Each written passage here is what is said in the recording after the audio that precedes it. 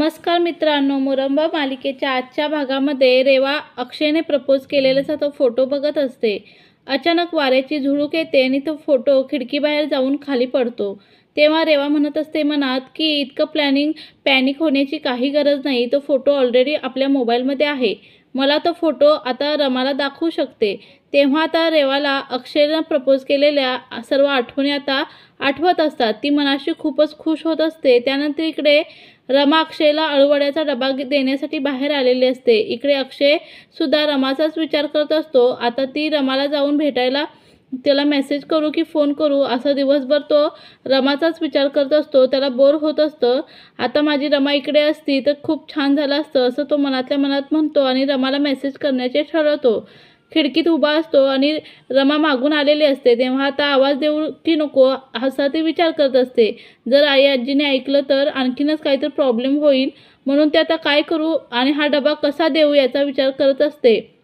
रमाच्या डोक्यामध्ये एक प्लॅन येतो आणि अक्षयला मेसेज करत असता. ती म्हणते की ते दगड घेते आणि ते जोरात खाली टाकते. अक्षय विचार करतो की हा दगड कसा काय पडला असेल, कोणी मारला तर नसेल ना. अक्षय पुन्हा तो मेसेज करण्यासाठी व्यस्त होतो आणि परत दुसरा दगड पडतो. अक्षय लगेच बाहेर येतो आणि हा दगड कोण फेकत असेल म्हणून बघू लागतो.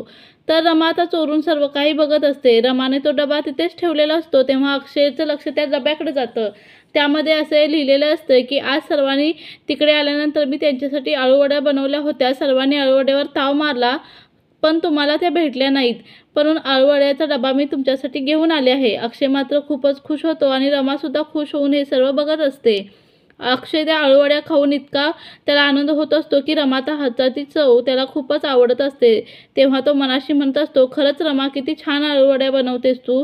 खरंच तू अन्नपूर्णा आहेस आणि या अळूवडीमध्ये जशी चव ही ठासून भरलेली आहे तशीच तुझ्यामध्ये टॅलेंटसुद्धा ठासून भरलेला आहे.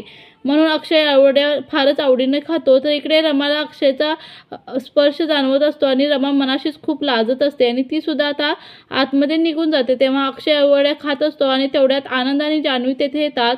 अक्षय लगेच तो डबा लपवून ठेवतो आणि विचारतो, कुठे गेला होतास? कुठे नाही, पाणीपुरी खाण्यासाठी गेलो होतो. तेव्हा जान्हवी म्हणते, त्यापेक्षा एक भारी गोष्ट खाली. तेव्हा आनंद म्हणतो, काय? तर तो फोटो दाखवत तो जान्हवी म्हणते आपल्या मोबाईलमधील तो अक्षयला दाखवतो. खूपच मस्त अळूवड्या केल्या होत्या रमाने. सर्वजण कौतुक करत होते. त्यामुळे अक्षय म्हणतो, तुला नाही ना मिळाले? अक्षयला तो म्हणत असतो. तेव्हा आनंद म्हणतो की इतक्या मस्त झाल्या होत्या ना अळूवड्या, खरंच रमाच्या हाताला खूप चव आहे. तर आनंद म्हणतो की अजून एखादी अळूवडी मिळाली असती तर खूप बरं झालं असतं.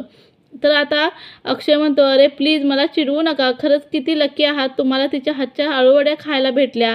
मला तर कित्येक महिन्यापासून रमाच्या हातच्या अळूवड्या खायला भेटल्या नाही. आनंद विचारतो, अक्षय मग तुझ्या हातात हा डबा कशाचा आहे? तेव्हा लगेच अक्षय हा डिवचल्यासारखं करतो आणि हा डबा कुठून आला काहीच माहिती नाही. तो मुद्दाम बोलू लागतो आणि आता मुद्दाम आपला चेहरा वळवतो आणि कुणाचा डबा आहे असं म्हणतो आणि पुन्हा त्या अळूवड्यावर ताव मारतो. आनंदने जान्हवी विचारतात, अरे अक्षय तुझ्या हातामध्ये काय आहे? तू काय खातोयस? तर आता अजून तो त्या डब्यामध्ये खरंच छान सुगंध येत आहे. नक्की काय आहे? आनंद त्याच्या हातातून डबा घेतो. खरंच त्यामध्ये अळूवड्या असतात. जान्हवी विचारते की म्हणजे तू रमाला भेटलास का? अक्षय म्हणतो की नाही, तिने हा बाहेर डबा ठेवून दिला होता आणि त्यामध्ये लव्ह लेटरसुद्धा. अक्षय विचारतो की काय तू रमाला भेटू शकतो का? मी तर खरंच भेटावंच वाटतं पण काय करणार आणि नियम आहेत ना. तर आनंद म्हणतो की मी रोज रोज थोडीच भेटायचं आहे, कधीतरी भेटलं तर चालते ना. मी रमाला कसा भेटणार असं तो त्यांना विचारत असतो.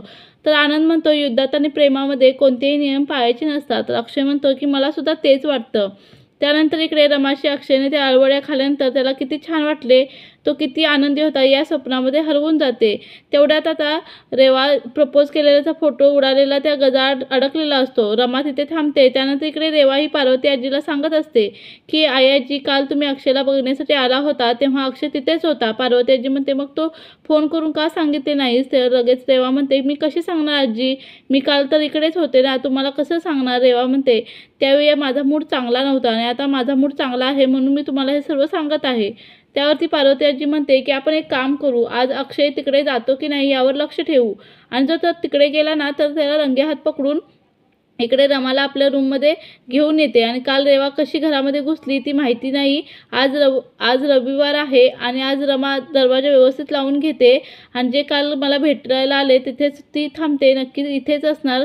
खरं म्हणजे भेटून गेल्यानंतर मला खरंच खूप छान वाटलं याचा ती विचार करत असते. ते जर माझ्याजवळ असते तर वेगळंच आता वाटलं असतं मनाला, असं ती म्हणत असते. काल रमाला कालची सगळ्या क्षणांची आठवण होत असते. अक्षय माझ्यासोबत थोडा का होईना असायला हवा असं तिला असं वाटत असतं आणि ती दरवाजा पुढे करते आणि रमा विचारते कोण आहे. तर अक्षय म्हणतो की मी तुझी कारभारीण, दार उघड. तेव्हा ती म्हणते कोणीही असो मी दार नाही उघडणार, नियम म्हणजे नियम. आता आई आजीने जे नियम घातलेले आहेत ते मी मोडणार नाही. तर तो म्हणतो मी मग सकाळपर्यंत इथेच वाट बघत राहणार. नाहीतर आतून रमा म्हणते की तुम्ही इतकी दिवस वाट पाहिलीत ना, थोडा वेळ थांबा ना. अक्षय खुश होऊन म्हणतो इतकी काय, जगाच्या अंतापर्यंत शेवटच्या श्वासापर्यंत मी तुझी वाट बघेन. खरंच खूप ती खुश होते. लगेच दरवाजा उघडते आणि मी तुम्हाला पाहायला किती उतावळ होते असं म्हणते आणि ते एकमेकांना मिठीत घेतात आणि लगेच एकमेकाचे मन एकमेकात गुंतून ते एकमेकाकडे पाहू लागतात. त्यानंतर इकडे रेवा आणि पार्वती आजी अक्षयला आवाज देत असतात. तेवढ्यात सीमा येते आणि म्हणते अक्षय बाहेर गेला आहे औषध आणण्यासाठी. त्यावरती पार्वती आजी म्हणते मी गाडी तर बाहेर पाहिली ना. तर ती सीमा म्हणते की तो पायाने चालत गेला असणार, गाडी इथेच आहे. तर पार्वती आजी म्हणते नाही, काल तो मला सापडला नव्हता पण आज नक्की सापडेल. लगेच अक्षयला बघण्यासाठी त्या बाहेर जातात. सीमाला मोठा धक्का बसतो. सीमा लगेच घाबरून रमाला फोन करण्याचे ठरवते.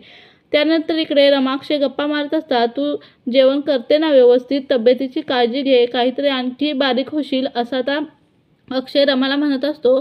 पण ती म्हणते की एकटीने मन होत नाही जेवण्यासाठी. तेवढ्यात आता सीमाचा फोन येतो. सीमा म्हणते आई आजींना संशय आला आहे अक्षय तिकडं आल्याचं आणि त्याला बघण्यासाठी रेवा आणि आजी तिकडेच येत आहेत. अक्षयला म्हणते अहो आई आजी इकडेच तुम्हाला पाहण्यासाठी येत आहेत, तुम्ही लवकर इथून जा. तर अक्षय म्हणतो मी नाही जाणार आणि मी नाही कोणाला घाबरत, तर आता तुम्ही प्लीज इथून जा. तर अक्षय म्हणतो कसले नियम पाळायचे, बालिशपणा आहे, बायकोला भेटण्यामध्ये कसला आला बालिशपणा. अहो मी तुमच्या पाया पडते, प्लीज जा तुम्ही इथून. तर अक्षय म्हणतो की पाया वगैरे काही पडू नको, पण मला एकदा तुला डोळे भरून पाहू दे. तर आता रमा ठीक आहे असं म्हणते आणि त्याला हाताला धरून दरवाजा उघडणारच. तेवढ्यात पार्वती आजी आणि रेवा दरवाजात उभे असतात. पार्वती आजीला बघून रमा आता अक्षयला मोठा धक्का बसतो. तर पार्वती आजी म्हणते रमा ही शिक्षा भोगण्यामध्ये तो अपयशी ठरली आहेस. मी आता तुला 10 मिनिटे देते. 10 मिनिटानंतर तुझ्या घरामध्ये यायचं नाहीस. अक्षय तू आत्ताच्या आत्ता माझ्यासोबत घरामध्ये चल. मी तुला 10 मिनिटं म्हणजे का देते, कारण 10 मिनिटामध्ये तुला काय शिक्षा भोगायची नाही याचा तू विचार कर. त्या 10 मिनिटात तू विचार करण्यासाठी जो त्रास होईल ना, तो तुला त्रास मला पाहायचा आहे. आणि आता पार्वती आजी म्हणते मागच्या वेळेस आता तू शिक्षा भोगली नाही, सर्व सण तिला आठवतात. पार्वती आजी म्हणते की मी तुला आता शिक्षा देणार आहे आणि आजी म्हणतात की अक्षयला घेऊन आता त्या निघून जातात आणि रमाला म्हणतात की तू अजिबात या घरामध्ये राहायचं नाही आणि इथून निघून जायचं. मागच्या वेळेस तुला काय शिक्षा असेल हे तुला आठवतं का. पार्वती आजीने आता काय शिक्षा दिली होती सर्व काही आता ती ठरवते आणि मी आता अक्षयपासून लांब जायचं की नाही ते ठरवायला हवंस असं आता आई आजी म्हणतात. आणि या घरातून कायमचं चालतं व्हायचं, कारण तू शिक्षा भोगली नाहीस आणि सगळे नियम आता तू तोडलेले आहेस. तर आता रमा ते सर्व काही ऐकून घेते. अक्षयसुद्धा आता आपली बॅग घेऊन आता लंडनला जाणार असतो. आता आई आजीने सांगितलेलं असतं की तुझी ही शिक्षा आहे, तू हे सर्व घर सोडून कायमचं लंडनला निघून जायचं. तर आता अक्षय रमाला म्हणतो आपला इथंपर्यंतच प्रवास होता, इथून पुढे आता आपण एकमेकांसोबत नाही राहू शकत एकत्र, फक्त इथंपर्यंतच होता प्रवास असं म्हणतो. ते ऐकून आता रमाला खूप मोठा धक्का बसतो. अक्षयच्या डोळ्यात मात्र पाणी येत असतं. तर हा भाग इथेच संपतो. तर रमा आता रेवा आणि अक्षयचा फोटो आता तो सर्व काही तिला सापडलेला असतो, तो फोटो फाटलेला असतो, तो जोडते आणि अक्षयला विचारते की या फोटोमध्ये रेवाचं आणि तुमचं नातं खरं आहे का. तेव्हा अक्षय खोटंच हो असं म्हणतो. ते ऐकून आता रमाच्या डोळ्यामध्ये पाणी येतं. तिला आणखीनच जबरदस्त धक्का बसतो.